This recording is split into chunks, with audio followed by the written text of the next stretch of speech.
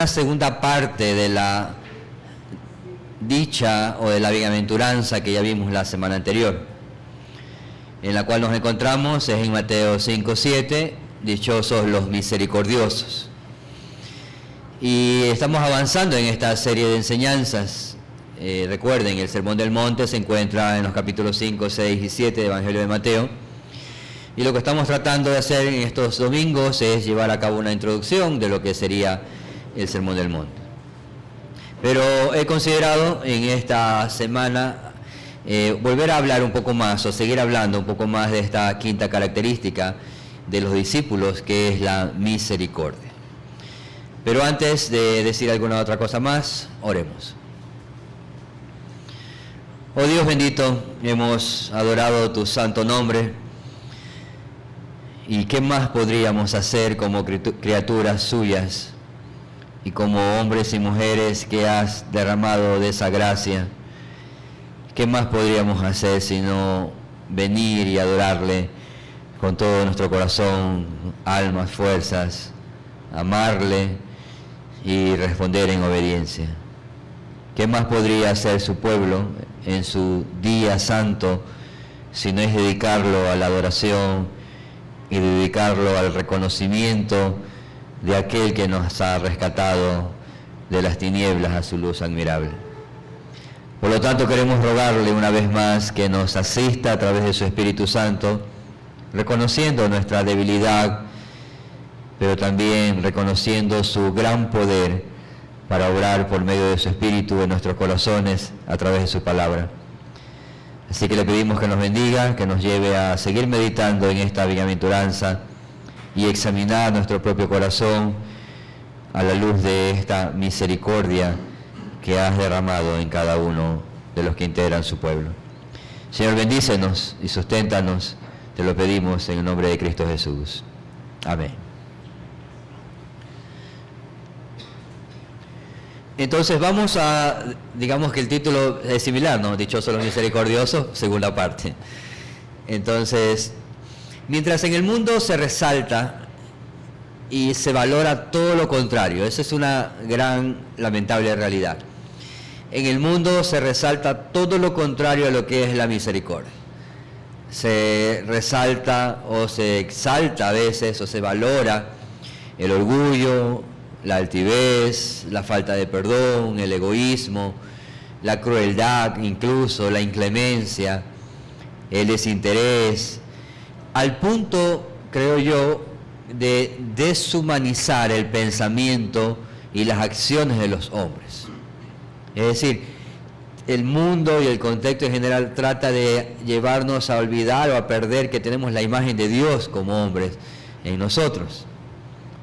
Algo, por ejemplo, es que se llega a valorar más una mascota, o se llega a valorar más la naturaleza, o un animal que está al borde de la extinción, se lo valora más que la vida y las necesidades de un ser humano creado por Dios.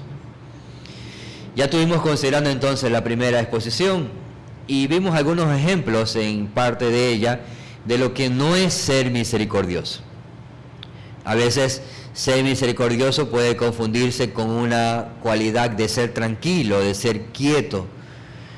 Pero esa tranquilidad y quietud a veces es cuando observamos las necesidades de otros o las situaciones que están de otros enfrentan el camino y nos mantenemos con cierta tranquilidad, y eso no es misericordia. Tampoco es una actitud que descuida la disciplina o la justicia. Eso puede pasar quizás mucho también dentro del contexto de la familia, cuando constantemente dejamos o vemos que a nuestro alrededor se incumplen o se falta la ley de Dios y no decimos nada con la idea de que estamos teniendo misericordia, cuando es todo lo contrario, cuando no decimos nada al respecto. Tampoco la misericordia va de la mano con una actitud de indiferencia o de apatía a las diversas aflicciones de nuestro prójimo. Un discípulo de Cristo no tiene tampoco un espíritu exigente hacia los demás. Eso no es tener misericordia. Atar cargas pesadas a otros cuando nosotros mismos no estamos dispuestos a mover un dedo. Eso no es misericordia. Tampoco es tener misericordia anhelar que nuestro prójimo sufra como consecuencia de sus actos. No es tener misericordia, tener un corazón vengativo o revanchista que pretende salirse con la suya. Eso no es tener misericordia. La misericordia no tiene nada que ver con una falta de compasión. De hecho, como hemos mencionado, justamente tiene mucho que ver, o todo que ver, con la compasión o sufrir con el que sufre. Entonces, todos aquellos que hemos podido experimentar por la gracia de Dios la pobreza espiritual en nuestras propias almas, el Espíritu Santo llevándonos a pensar en esto, a meditar, a lamentarnos de nuestro pecado, y ahora con paciencia, con mansedumbre, esperamos la manifestación del Señor hasta que Él venga, pero mientras tanto experimentamos una hambre y sed de justicia divina, en donde todos aquellos discípulos de Cristo manifiestan esta hambre y sed de justicia. Justamente dentro del contexto del pasaje lo manifiestan a través de tres cosas que veremos en las siguientes semanas.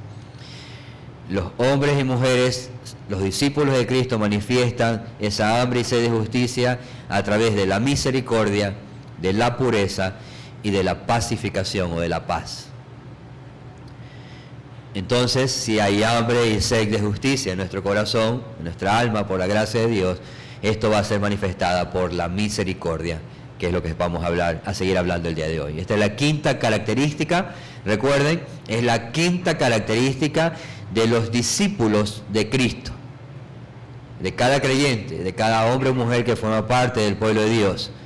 Y esta característica evidentemente no proviene de nosotros mismos, sino que proviene de la fuente de misericordia que es Dios mismo. Es Dios quien ha derramado su misericordia sobre su pueblo. Y hoy veremos esto nuevamente en dos puntos principales. Vamos a ver tres acciones de la misericordia en el corazón. Y en el segundo punto veremos el consuelo para los misericordiosos con unas aplicaciones finales.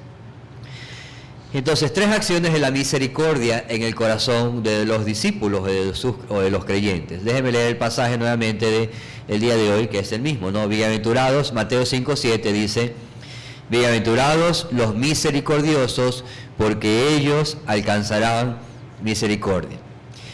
Aunque en este primer punto voy a enfocarme en tres acciones específicas que surgen de un corazón misericordioso, esto no quiere decir que son las únicas. Ya la semana anterior hablamos algunas otras más, pero hoy quiero enfocarme en estas tres.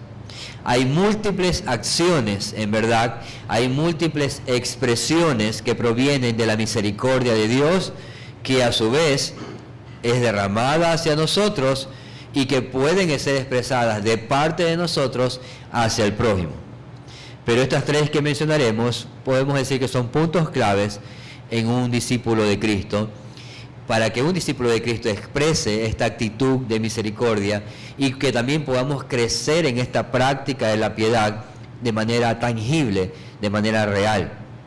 Es imperativo entonces para esto que cultivemos una perspectiva correcta de quién es Dios y quiénes somos nosotros mismos, y que como resultado de eso nuestro corazón rebose de alegría, de gozo, al darnos cuenta de haber sido partícipes de la gran misericordia gratuita e inmerecida que Dios ha otorgado a su pueblo. La primera de las acciones entonces es, la primera de las tres que vamos a ver en este primer punto, la acción de apreciar la misericordia antes que la frialdad religiosa. Y aunque no voy a leer todo el pasaje, eso se los dejo de tarea para que puedan leerlo, vamos a estar en dos pasajes, en Mateo 9, versículos 9 al 13, y Lucas 10, 25 al 37. Mateo 9, 9 al 13, vamos a estar intercambiando en estos dos pasajes, en este primer punto, y Lucas 10, 25 al 37.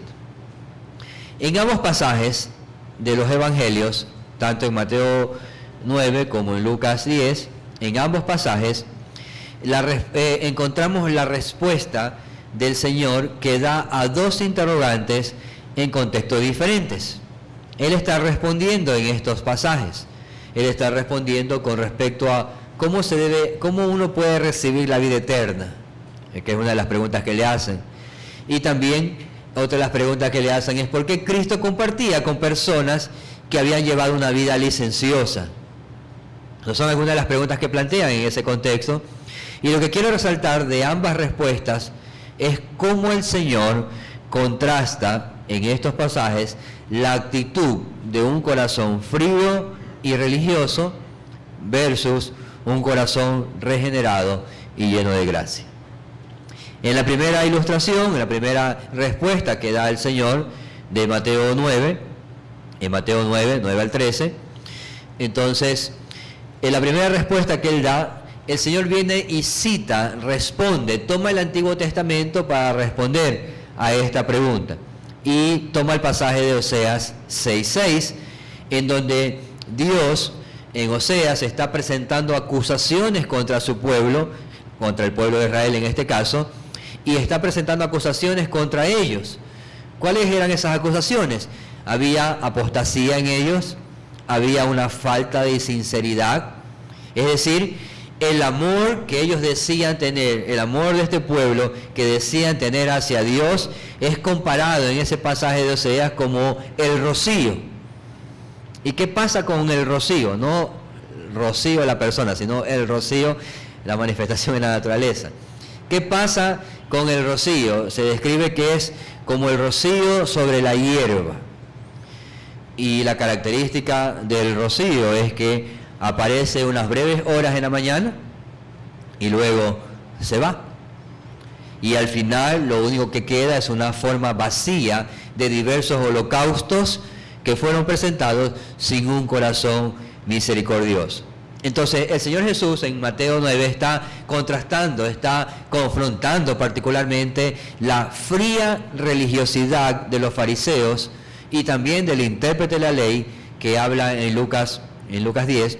Él está contrastando, está confrontando esa fría religiosidad. ¿Por qué?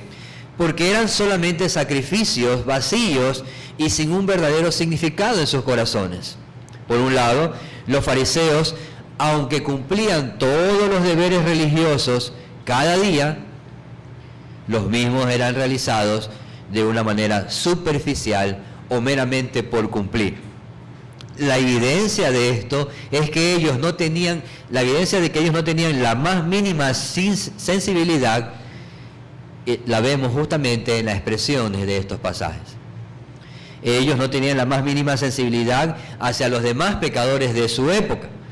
Los ricos, los recaudadores de impuestos, o los gentiles, o los demás hombres, eran personas que ellos despreciaban, veían por debajo del hombro, por decirlo así. Para ellos lo más importante era lo ceremonial, no contaminarse al compartir con los pecadores y ajustarse a todas las reglas que ellos mismos habían creado, muchas de estas. En el caso del intérprete de la ley era algo similar, dado que a pesar de la explicación del Señor en su pregunta inicial, él no sabía, él pregunta y dice, bueno, ¿quién es mi prójimo? ¿Cuál es mi prójimo? Él no sabía cuál era aquel prójimo a quien debía de amar y mostrar misericordia, justamente también porque en su mente existía la idea de que quizás su prójimo eran los más cercanos solamente y no en general todos los hombres. El punto es que Dios demanda a sus discípulos que sean un pueblo vivo en sus corazones. No como el rocío, que presenta en la mañana unas cuantas horas y desaparece. No como los holocaustos vacíos. Él quiere que sus discípulos expresen sentimientos de afecto reales hacia Él.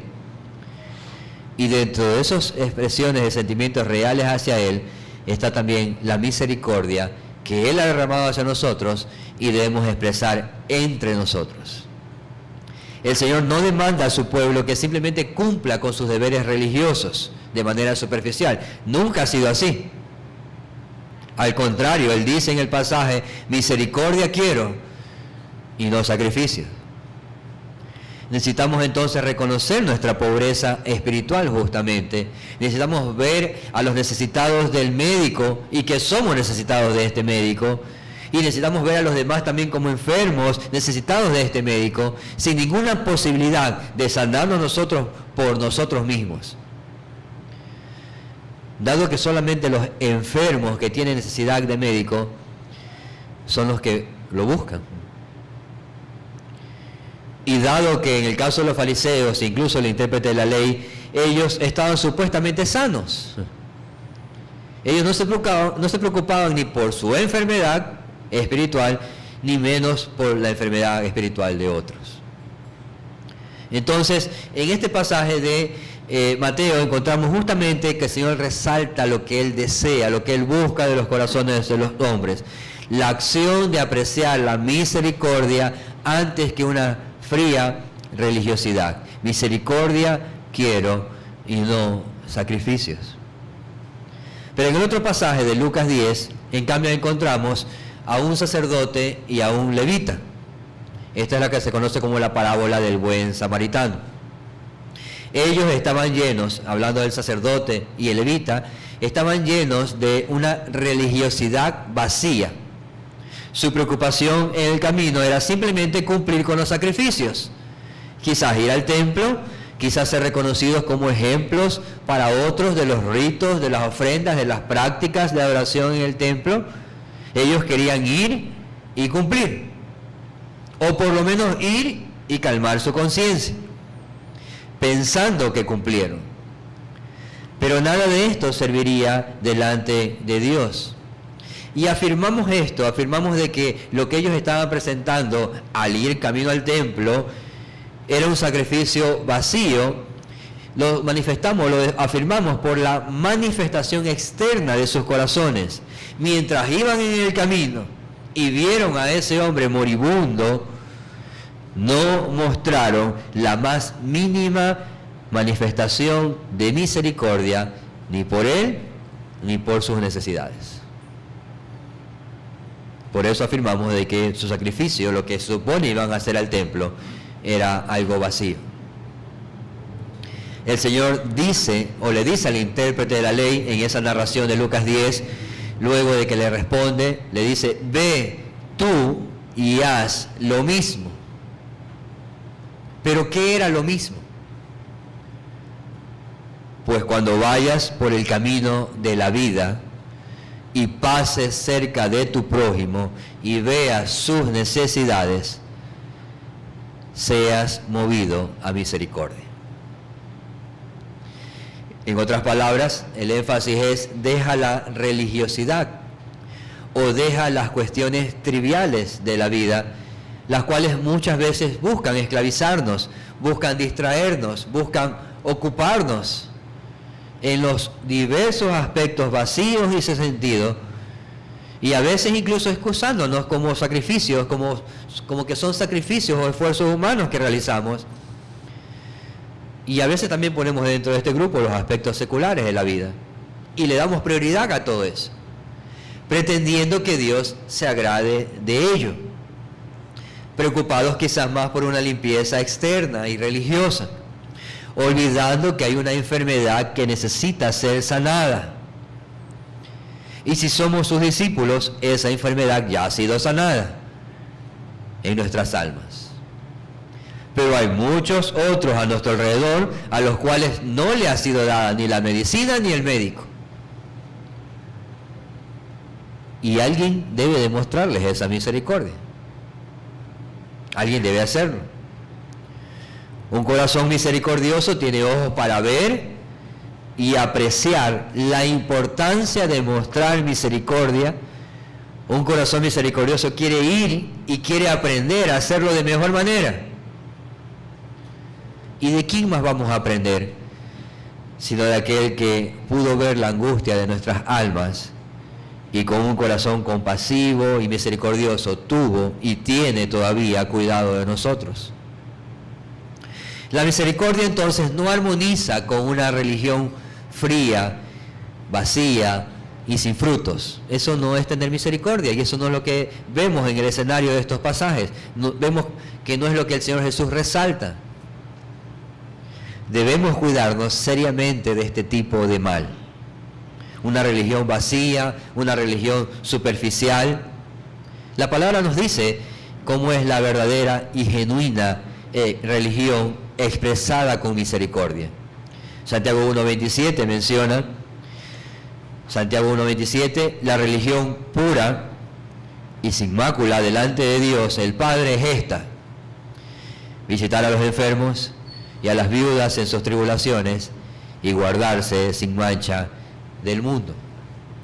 Por lo tanto, en esta primera acción de la misericordia debemos de preguntarnos, debo de preguntarme seriamente, si la misericordia y la religión que estoy viviendo actualmente tiene frutos genuinos de justicia. ¿Está siendo expresada de manera correcta o es como el rocío? Porque la verdadera misericordia que surge de un corazón regenerado por Dios no desaparece tan rápidamente. La segunda acción, luego de haber visto la acción de apreciar la misericordia antes que la fría religiosidad, la segunda acción es la acción de ser movido a misericordia y perdonar las faltas. Y en ese caso vamos a estar en Mateo, nuevamente no voy a leer todo el pasaje, Mateo 18, versículos 23 al 35. Pero sí voy a leer el versículo 32 y 33. Mateo 18, 23 al 35 es en lo que voy a estar refiriéndome. Dice Mateo 18, 32. Entonces, llamándole su señor, le dijo: siervo malvado, toda aquella deuda te perdoné porque me rogaste. ¿No debías tú también tener misericordia de tu consiervo como yo tuve misericordia de ti? Recuerden, estamos hablando de bienaventurados los misericordiosos, porque ellos alcanzarán misericordia. Y uno de los artículos, quiero mencionar ahora, uno de los artículos de nuestra política eclesiástica, o de nuestro pacto de membresía, dice lo siguiente: trabajaremos diligentemente por la paz de esta asamblea, manteniendo relaciones fraternales los unos para con otros. Buscaremos evitar el pecar en contra de otros en todo sentido, y arrepentirnos y perdonar prontamente cuando lo hayamos hecho. Seremos lentos para ofendernos, pacientes con otros y siempre listos en buscar la reconciliación en medio del conflicto, siendo conscientes de los mandamientos de nuestro Señor para cumplirlos sin ninguna tardanza. Y aunque estos votos son muy serios porque los hicimos delante de Dios y de los testigos, a veces pareciera que no estamos siendo movidos a tener misericordia cuando se trata de perdonar las faltas de otros. Por eso eso puede ser probablemente causado porque hemos quizás dejado de meditar en la obra redentora del Hijo de Dios con respecto a nosotros, al punto que en algunas relaciones diarias en las que enfrentamos cada día, no vemos a veces la eficacia gloriosa de esta salvación en nuestro corazón.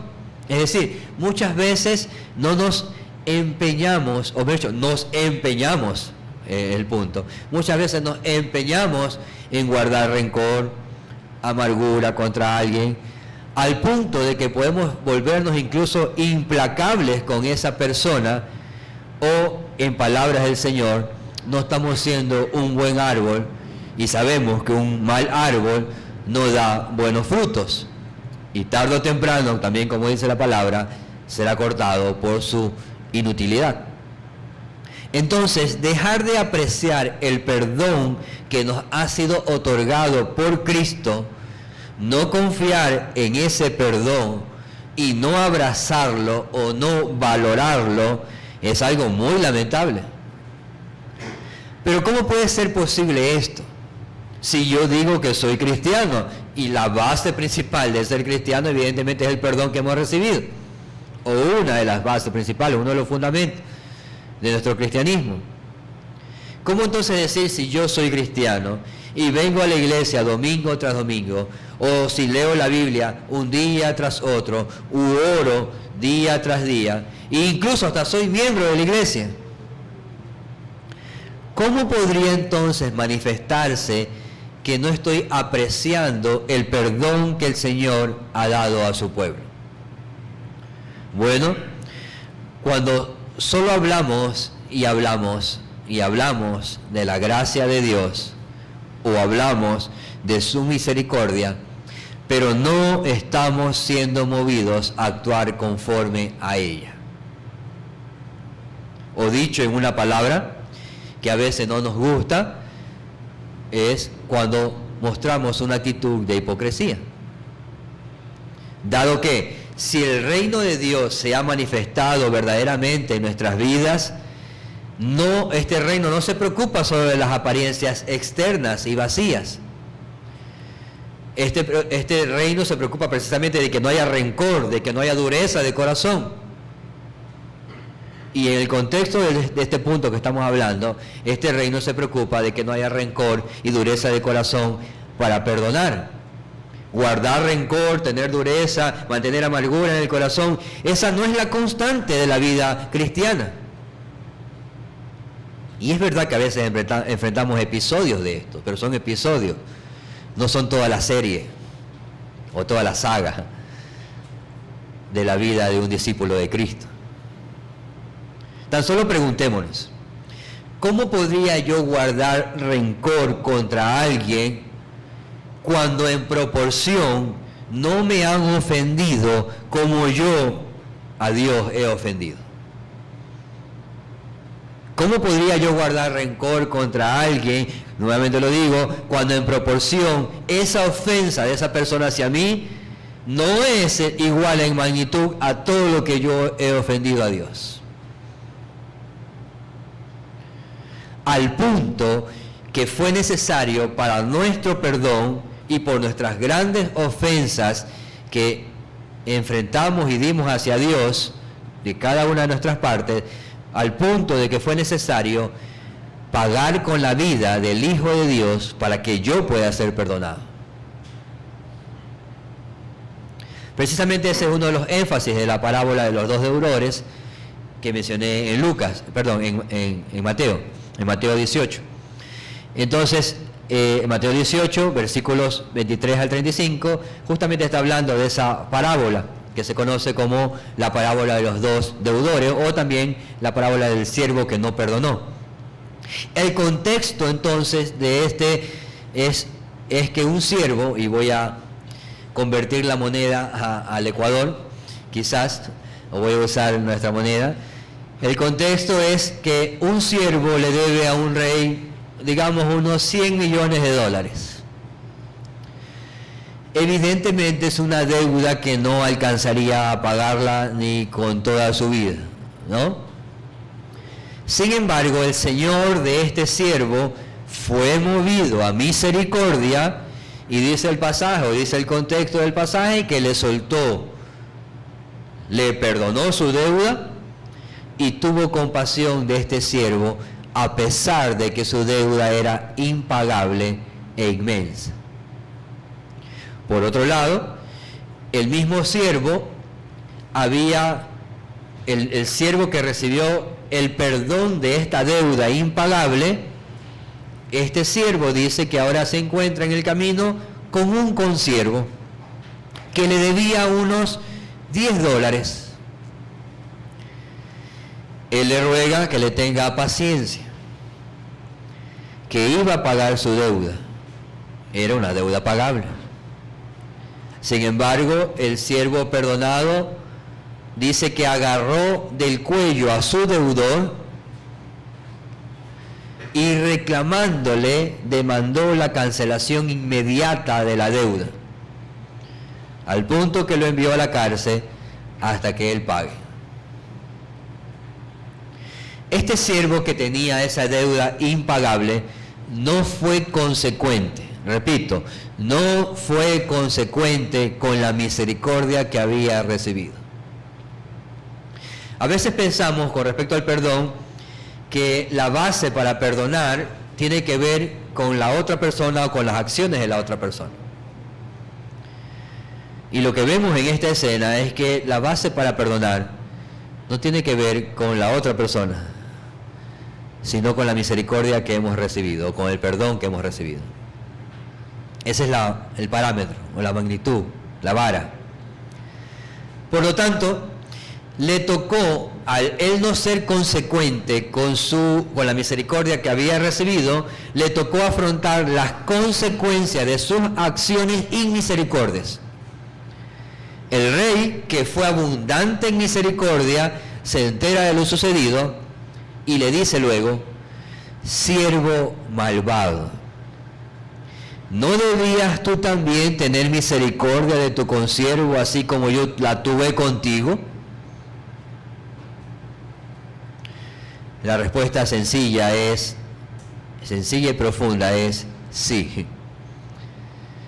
Todos aquellos perdonados de su deuda impagable están en la obligación ética, moral y espiritual de mostrar constante misericordia a través del perdón a su prójimo que le debe deudas pagables.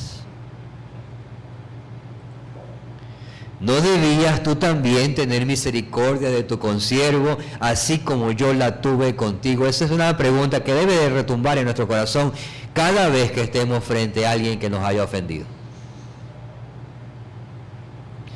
Ahora, esto no es, por si acaso, una excusa para los ofensores ni para nosotros mismos. Ah, no, tú tienes que perdonarme. La Biblia dice, tú tienes que perdonarme.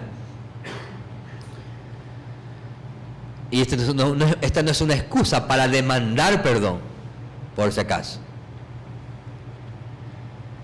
Pero sí es un argumento válido para dar perdón. No para demandarlo. Nadie puede ponerse en la posición. La Biblia dice, mira, el siervo tal fue perdonado y perdonó. Tú también tienes que perdonarme. Evidentemente alguien que está en esa posición puede ser una gran evidencia que le falta la gracia del Señor en su corazón. Pero este pasaje no es para demandar perdón. Estas acciones de misericordia con respecto al perdón de nuestro prójimo van a evidenciar, sí, tarde o temprano van a evidenciar qué tipo de corazón tengo. Tengo un corazón regenerado que ha sido perdonado por la misericordia de Dios y que muestra esa misericordia a otros, o tengo un corazón natural que almacena día tras día rencor, amargura hacia su prójimo, registrando cada deuda y cobrándola sin la más mínima expresión de compasión. ¿Qué tipo de corazón tengo? Recordemos que debemos de tener un equilibrio aquí también, porque ya dijimos que tener misericordia no se trata de saltarse por alto la justicia. En tal sentido, hay dos preguntas que surgen aquí, que quiero responder también dentro de este punto. Alguien se preguntará, ¿debe una persona misericordiosa siempre mostrar misericordia? Y la segunda pregunta es, ¿cómo sabremos cuándo hacer justicia y cuándo mostrar misericordia? Porque para hacer justicia, si no nos faltarían ganas, ¿no? Ni fuerzas. Pero ¿cómo podemos establecer esta diferencia? ¿Debe una persona misericordiosa siempre mostrar misericordia? Bueno, creo que la escena de Mateo, nuevamente Mateo 18, 23 al 35, sí nos da el escenario para responder esto, nos da el escenario adecuado para aprender. ¿Para aprender qué cosa? Es la voluntad de Dios que a veces recompensemos a las personas con lo que merecen. Es decir, a veces puede merecer castigo o recompensa. Esa es la realidad. Por ejemplo, el rey, en la escena de Mateo, al ver a este siervo malvado que no había perdonado a su prójimo, aunque primeramente había actuado en misericordia con él, perdonándole esa deuda impagable, luego este rey actuó con justicia o con castigo, entregándolo a los verdugos. ¿Para qué? Para que pague la deuda. Eso nos enseña el contexto del pasaje. Entonces, ¿debe una persona misericordiosa siempre mostrar misericordia? Sí, en la medida de lo posible, y no cuando esté de por medio de la justicia. Ahora, también el pasaje nos enseña que es la voluntad de Dios que a veces recompensemos a las personas con algo que a lo mejor no merecen. Entonces, hay dos cosas. Es la voluntad de Dios que a veces recompensemos a las personas con lo que merecen, Y es la voluntad de Dios que a veces recompensemos a las personas con algo mejor de lo que merecen. Y a eso le llamamos misericordia. El mismo rey en la escena de Mateo actuó en primera instancia con misericordia con ese siervo malvado al recompensarlo con el pago de la deuda impagable. Él merecía que se le salde su deuda impagable, no lo merecía. Era algo mayor, el que se le perdone la deuda era algo mayor de lo que merecía este siervo. Pero el rey quiso darle esa recompensa inicialmente. Claro está que era justo cobrar la deuda y que toda la deuda sea pagada completamente. Pero en este caso, las exigencias de la justicia fueron cubiertas por la dádiva de la misericordia. Nuestro desafío entonces es buscar la sabiduría del Señor y rogar al Señor que nos ayude a ver la diferencia.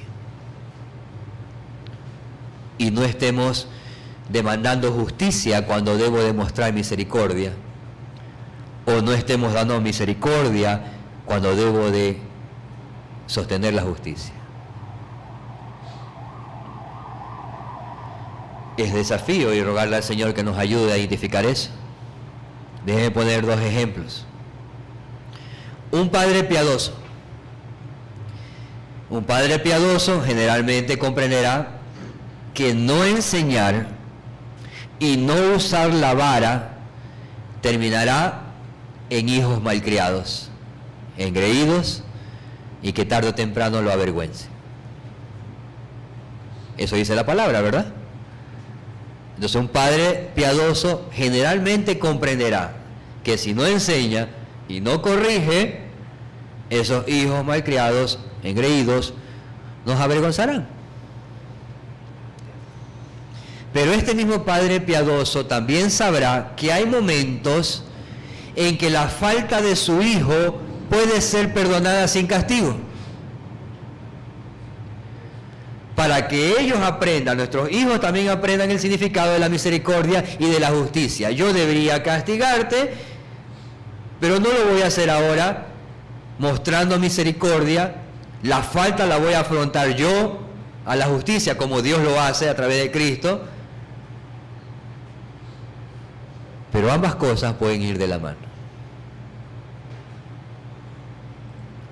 Otro ejemplo.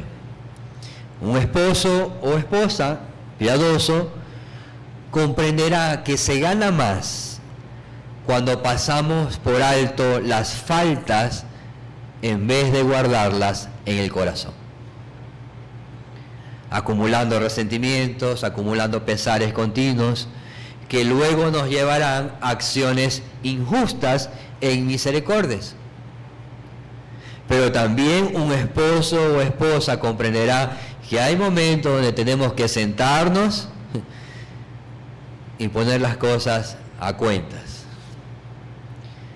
para evitar presuponer que el otro podría estar pensando algo y para que no se abuse de la misericordia. Entonces, mi cónyuge, esposo o esposa, más bien será motivado a actuar o con misericordia, o con justicia, o con ambas a la vez. Así que, para concluir estas preguntas planteadas en este punto, ¿debe una persona misericordiosa mostrar misericordia? Siempre, sí, mientras no descuides la justicia. Y si recompensas a alguien que no lo merece, que sea para dar testimonio de la verdad y de la justicia de Dios y no de nuestra propia justicia, porque esa es otra. A veces recompensamos para ganarnos el favor de la persona, nosotros, y no para mostrar la misericordia de Dios.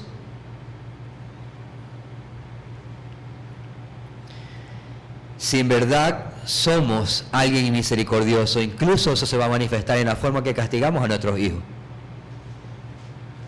o en la forma que tratamos a nuestra esposa o esposo. Se va a manifestar la misericordia tarde o temprano. Si somos misericordiosos, no lo haremos de una forma malvada o despiadada, como el siervo que agarró por el cuello a su consiervo para cobrar la deuda. Las acciones de un corazón misericordioso siempre se evidenciarán. De formas distintas y compasivas, siempre se evidenciarán, pero sin perder la justicia. Debemos entonces nuevamente rogar al Señor que nos ayude a perdonar las ofensas de otros, como también Dios nos ha perdonado nuestras deudas. Y mientras eso sucede, dejar la justicia en las manos del Señor. Tercera acción de la misericordia. Hemos visto las dos primeras. Una acción de apreciar la misericordia antes de la fría religiosidad. La acción de ser movido a misericordia y perdonar las faltas. Y la tercera, la acción de dar misericordia a través de la generosidad y entrega. Ahí vamos a estar en Mateo 25, 31 al 46. Voy a leer solamente ahora Mateo 25, 31 al 46. Voy a leer el versículo de Mateo 25, 40. Y luego el 45 y 46. Mateo 25, 40 dice: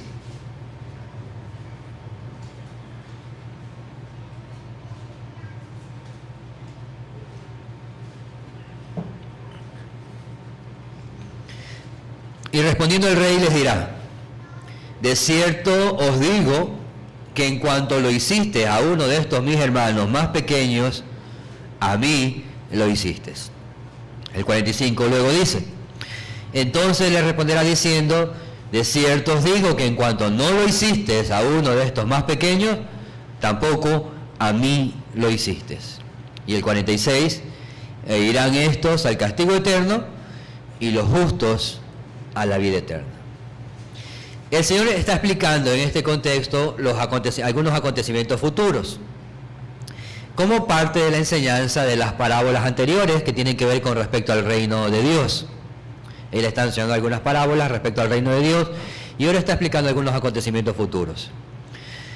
Y este gran juicio que se describe cuando Él venga, llevará a cabo una separación total.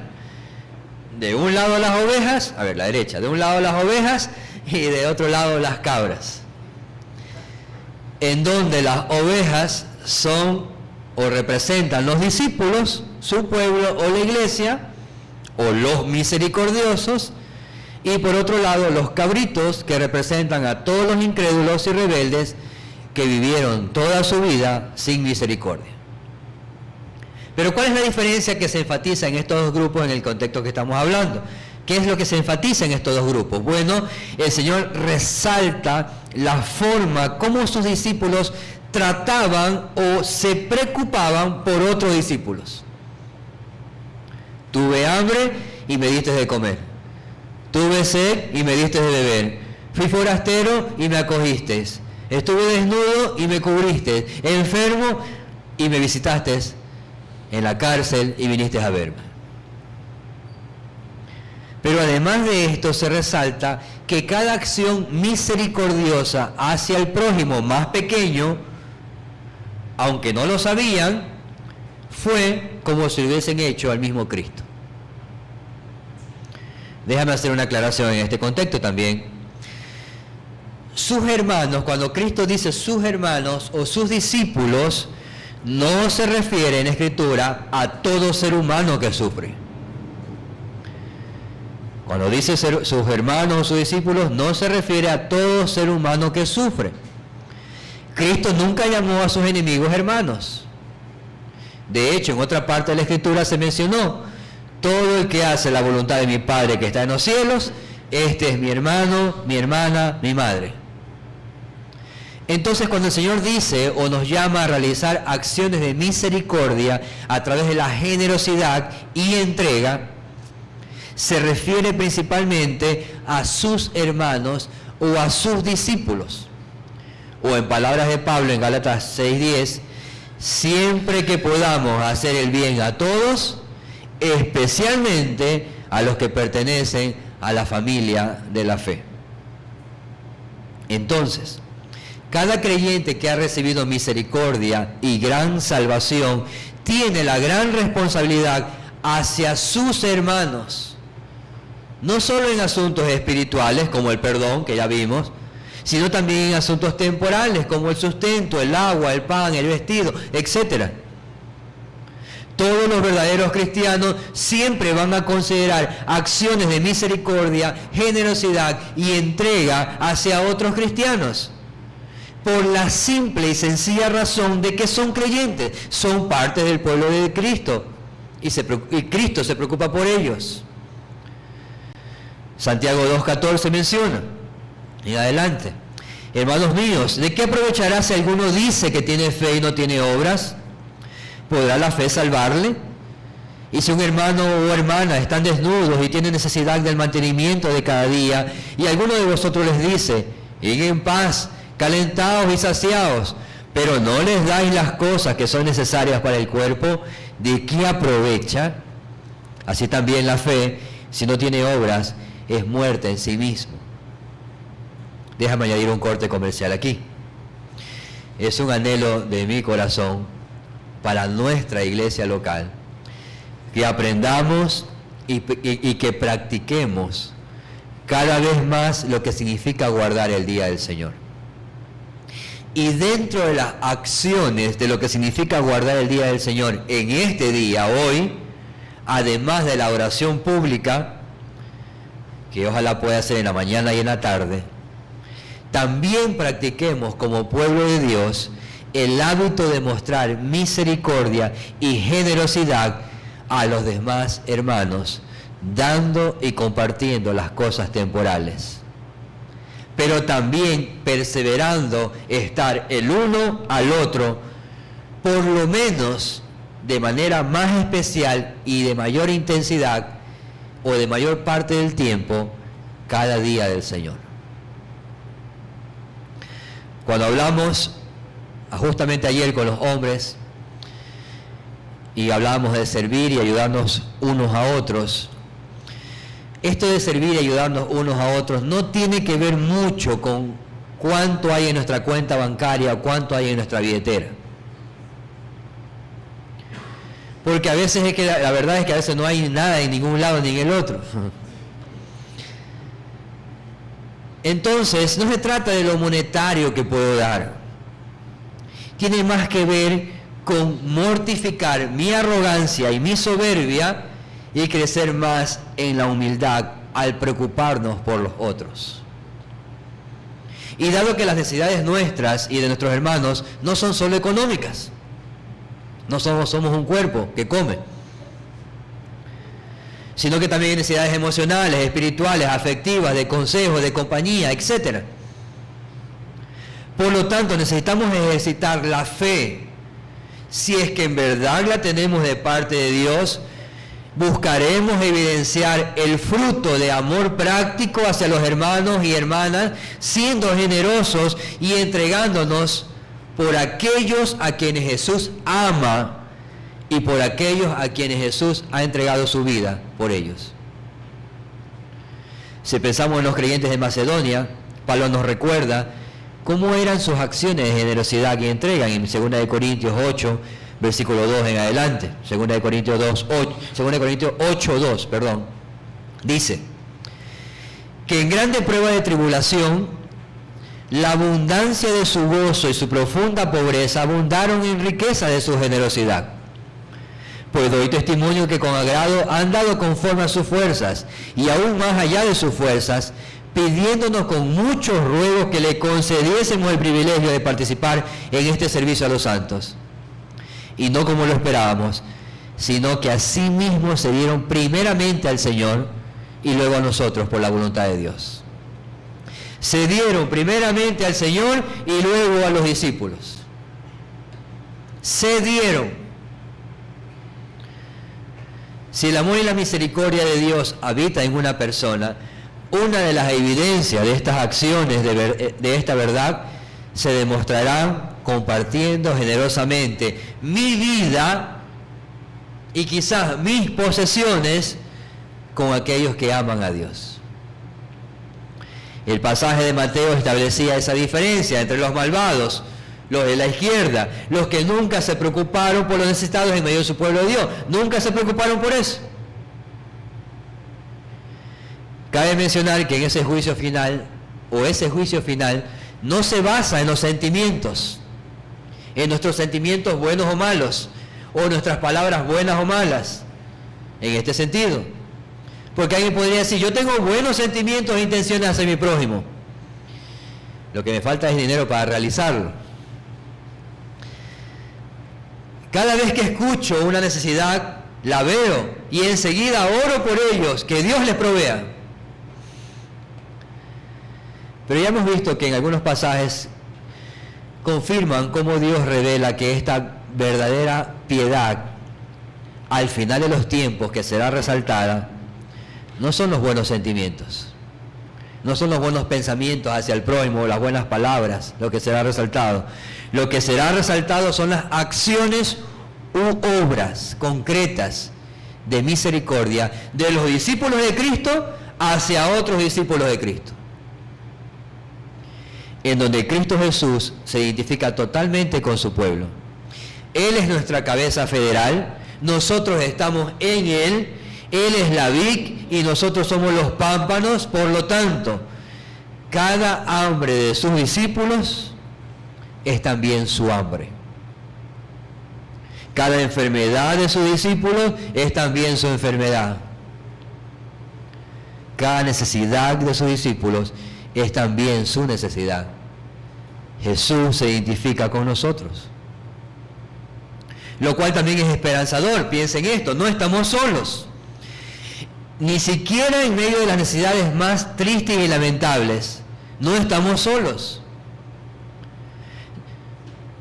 Ni cuando somos movidos a misericordia, es decir, cada vez que un creyente toma acciones en la misericordia y en la generosidad hacia otros, no estamos solos. Si hay un corazón dispuesto, es lo importante. Y tampoco estamos solos cuando no hay nada o está escaso todo. Es Cristo obrando y recibiendo esa gracia. Es Cristo dando gracia y recibiendo gracia. Cada obra de amor que hacemos por los más pequeños de estos hermanos míos, como dice el Señor, es como que lo hicieras a mí. Cabe entonces preguntarnos, cada vez que el Señor nos presenta oportunidades de mostrar misericordia, hoy es un día de oportunidades para mostrar misericordia, cada domingo, cada vez que el Señor nos presenta oportunidades de mostrar misericordia hacia nuestro prójimo, cada vez, ¿qué hacemos? Cada vez que tenemos esa oportunidad, ¿cuáles son nuestras acciones? Nuestras acciones demuestran un corazón generoso, expresamos de formas prácticas el bien hacia el prójimo, nos preocupamos por los que tienen hambre, sed, que están desprovistos, débiles en medio nuestro. Nuevamente, el que usted y yo programemos este día domingo para compartir con los discípulos de Cristo nos ayudará a darnos cuenta de manera más directa las necesidades espirituales y temporales de aquellos que están en Cristo. Y también nos ayudará a tener oportunidades de mostrar misericordia hacia otros. Pero si nuestro domingo, nuestro día del Señor, se circunscribe solamente a un par de horas o menos, entrar, saludar, despedirse y salir, difícilmente, hermanos, difícilmente podremos desarrollar y crecer en misericordia. Eso nos lleva a nuestro segundo punto y final. Consuelo para los misericordiosos. Nuevamente leo el pasaje. Bienaventurados los misericordiosos, porque ellos alcanzarán misericordia. Puede que muchas cosas vayan mal en este mundo. Ahora mismo hay tanto dolor, tanta tristeza, consecuencias de la falta de compasión y misericordia.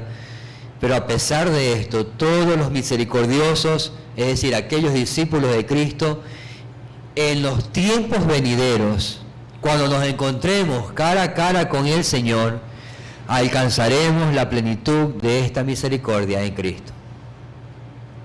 El resultado final de este juicio es sencillo y determinante. aquellos pobres en espíritu que han recibido la gracia misericordiosa y salvadora de Dios y que como resultado de esto han mostrado esa bondad de Dios, son objetos y medios de misericordia. Ellos y solamente ellos alcanzarán misericordia. Me agrada la analogía que utiliza John Piper con respecto a esto para explicarlo y para que no confundamos una salvación por gracia con respecto a una salvación por obras. Él dice, si la misericordia se gana, no es misericordia, es un salario. Cuando Dios te pida que dejes constancia de tu misericordia, en el día de juicio, no nos está diciendo, no nos pedirá una tarjeta de registro perforada con todas las misericordias que hicimos en la vida. Aquí está mi tarjeta, son 8 horas que hice de misericordia en el día del Señor. ¿Dónde retiro mi salario? De hecho, recuerden la sorpresa que hay en el pasaje de Mateo 25. La sorpresa de los discípulos, quienes preguntan, Señor, tú dices que hemos hecho eso, ¿y cuándo te vimos de esa forma? Ellos no llevaron un registro, pero Dios lo sabía. El Señor lo sabía, porque Él conoce las intenciones del corazón. Sigue diciendo la analogía. Lo que Dios sí te pedirá en el día final es tu registro médico. Y le vamos a entregar nuestro registro médico con humildad y mansedumbre. Y Él va a leer las evidencias en ese registro médico, las evidencias de que confiamos solamente en Él como nuestro médico divino y como la medicina de su palabra y la terapia de su espíritu. Y Él va a ver cómo esa obra redentora surgió efecto en nuestras acciones. La medicina de su palabra, la obra de su espíritu, fortaleció nuestras vidas y nos llevó a actuar y a caminar en misericordia. Fuimos sanados de nuestro pecado de orgullo, egoísmo, dureza de corazón. Entonces lo que va a hacer el médico es ver la diferencia entre una fe fingida y una fe verdadera, genuina. Y los síntomas van a evidenciar eso. Las acciones de misericordia permitirán que la conclusión al final pueda ser: bienvenido, buen siervo y fiel. Bienvenido al reino para siempre. Disfruta de mi misericordia por la eternidad. Bienaventurados los misericordiosos, porque ellos alcanzarán misericordia. Por lo tanto, debes de saber que Dios nos muestra misericordia cada día, pero a veces pareciera que a uno se la muestra más que otro. Segunda de Corintios 1:4 dice, el cual nos consuela en todas nuestras tribulaciones para que podamos también consolar a otros, consolar a los que están en cualquier tribulación por medio de la consolación con que nosotros somos consolados por Dios. ¿Sí se dan cuenta que Dios no nos pide aquí que demos nada de nosotros mismos, sino de lo que Él nos ha dado? Estar conscientes del propósito de Dios al mostrar misericordia, incluso en medio de nuestras tribulaciones, porque nuestro bienestar y satisfacción que ahora pudiéramos experimentar puede ayudar a liberar y a fortalecer a otros. Si Dios ha consolado nuestra alma, nos ha sacado de la angustia, ha respondido a nuestras dudas, nos ha liberado de los temores, ha perdonado nuestras deudas, entonces lo mínimo que deberíamos de hacer con otros que enfrentan las mismas y terribles situaciones es que le mostremos misericordia. Algunos quizás han pasado por angustias físicas, necesidades temporales, económicas, y el Señor los ayudó, los bendijo con algunos materiales o bienes, muchos o pocos. Pero son abundancias que el Señor provee. Pero la pregunta es, ¿para qué nos las da? ¿Para que sigamos viviendo para nosotros mismos? No ha de ser. Si Dios nos ha provisto de algún bien material, no solo es para nuestra propia satisfacción individual, sino para que podamos consolar a los necesitados y mostremos misericordia. Otros, en cambio, les ha tocado pasar por aflicciones difíciles y duras, pruebas profundas. Quizás ahora mismo se encuentren en alguna de ellas. Pero debes de saber que a pesar de eso, Dios ha cuidado de ti. Y lo sigue haciendo. Eres bienaventurado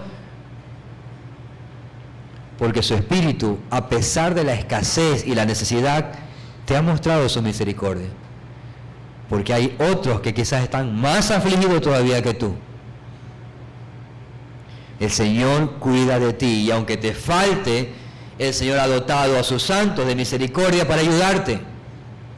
Llegará la ayuda. Y no tenemos que esperar que sea de los cuervos, sino del pueblo de Dios. No te desanimes, y no desanimemos a los afligidos. Dios no ha hecho acepción de personas. Él tiene cuidado de todos para que su gracia, su misericordia y su bondad sean exaltadas. Efesios 4:32 menciona: antes sed benignos unos con otros, misericordiosos, perdonándonos unos a otros, como Dios también os perdonó a vosotros en Cristo.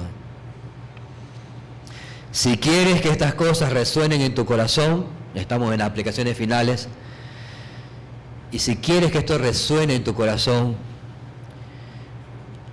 una forma es que necesitamos meditar seriamente todas las veces que necesitamos misericordia en nuestra vida.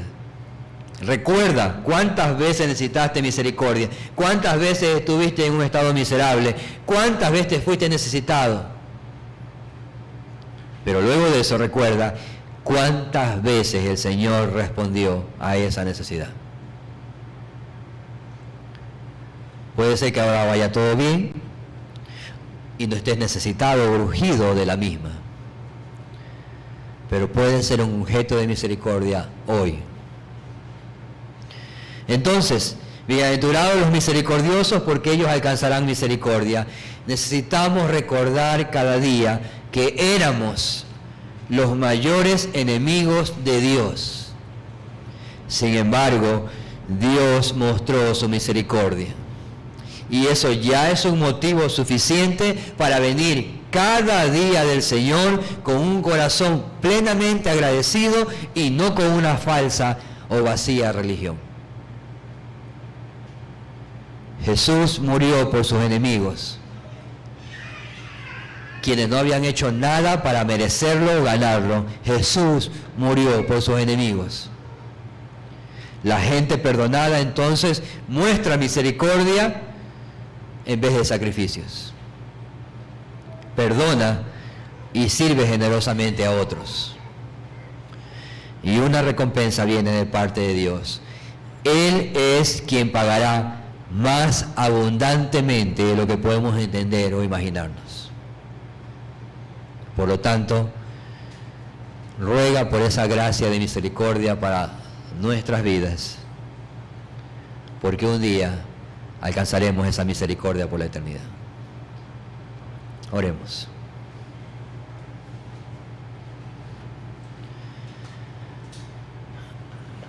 Oh Señor, reconocemos nuestra debilidad y nuestra falencia en mostrar misericordia, a pesar de la gran misericordia que has mostrado hacia nosotros. Pero también reconocemos, oh Señor, que si has llenado nuestro cántaro de tu gracia y misericordia, tenemos todo lo necesario para dar de beber a otros. Ayúdanos. Ayúdanos a que consciente y diligentemente podamos tomar decisiones, resoluciones, y empecemos a evidenciar la misericordia que nos has dado. Que preparemos el día del Señor de manera más especial, que organicemos nuestra agenda, que establezcamos nuestros planes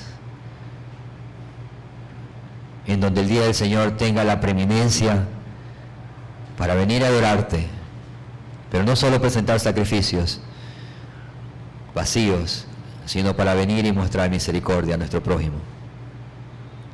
Ayúdanos, ayuda a esta iglesia local.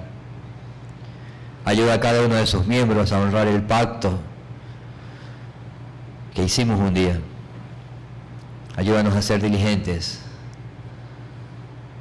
Es verdad que hay muchos otros asuntos que ocupan nuestra atención, pero este es un asunto sumamente importante. Ayúdanos a mostrar misericordia a nuestro prójimo, así como lo has mostrado con nosotros. Oh Dios, te pedimos todo esto y te damos gracias en el nombre de Cristo Jesús. Amén.